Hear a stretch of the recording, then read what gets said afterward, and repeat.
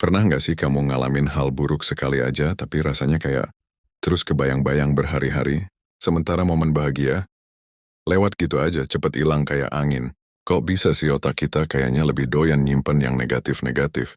Padahal katanya kita harus bersyukur dan positive thinking, ya kan? Nah, ternyata ini bukan cuma perasaan kamu aja. Ada alasan ilmiahnya kenapa hal-hal buruk lebih nempel di kepala. Dan di video ini kita bakal bongkar semuanya dengan gaya santai tapi nancep. Oke, pertama-tama, otak kita diciptakan buat selamat tenggana bukan buat membahagiang. Zaman dulu manusia harus waspada terus biar nggak dimakan hewan buas. Makanya segala yang berpotensi bahaya langsung disimpan rapat-rapat di otak. Sementara hal-hal menyenangkan, nggak penting buat kelangsungan hidup. Nah, sama disebut dengan negativity biasing. Otak kita lebih reaktif terhadap hal negatif dibanding hal positif. Contohnya gini, satu hari kamu dapat 10 komentar baik, tapi ada satu komentar jelek.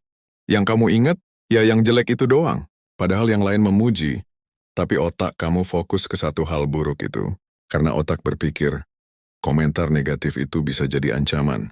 Dan ini bukan cuma teori ya, udah dibuktikan banyak riset neuroscience. Negativity bias ini kerja bareng sama amigdala. Bagian otak yang ngurus emosi negatif dan rasa takut. Kalau kamu takut, cemas, atau sedih, amigdala aktif banget. Itulah kenapa pengalaman buruk bisa lengket kayak lem super. Sementara kenangan bahagia, lewat aja kayak salju meleleh. Tapi, bukan cuma otak yang salah. Kita sendiri kadang ngulang-ngulang. Pengalaman buruk itu di pikiran. Nggak sadar kita replay terus dan itu bikin memorinya makin kuat. Semakin diingat, semakin dalam terekam. Belum lagi media sosial dan berita juga bantu menyiram ingatan buruk itu. Berita buruk lebih menjual, karena lebih menarik perhatian otak kita. Jadinya, hari-hari kita penuh asupan negatif dari luar. Tapi, apakah kita harus pasrah dengan negativity bias ini? Jawabannya wild enggak. Otak itu bisa dilatih kayak otot. Caranya? Mulai dari mindfulness ya. Coba sadari pikiran kamu ketika mulai terjebak memori negatif. Habis itu alihkan fokus ke hal baik, sekecil apapun itu. Contohnya, senyum orang asing, kopi enak, atau matahari pagi. Kalau perlu, kasih hal positif tiap hari. Itu bantu otak mengenali pola positif dan memperkuatnya. Dan ingat, hal buruk itu bagian dari hidup, tapi bukan seluruh hidup. Jangan biarkan satu momen buruk merusak semua yang baik. Apalagi kalau itu cuma dari masa lalu yang nggak bisa diubah.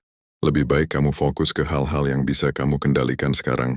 Jadi, kenapa kita lebih ingat hal buruk? Karena otak kita dibentuk buat bertahan, bukan senang-senang.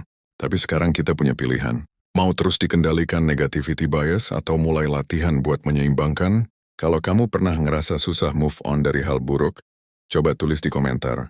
Biar kita tahu, kamu nggak sendirian. Dan kalau kamu suka bahas hal-hal kayak gini, klik like dan subscribe sekarang juga. Karena video berikutnya bakal ngebongkar sisi terdalam pikiran kamu yang belum kamu sadari. Sampai jumpa di video berikutnya dan ingat, kamu bukan kenangan burukmu,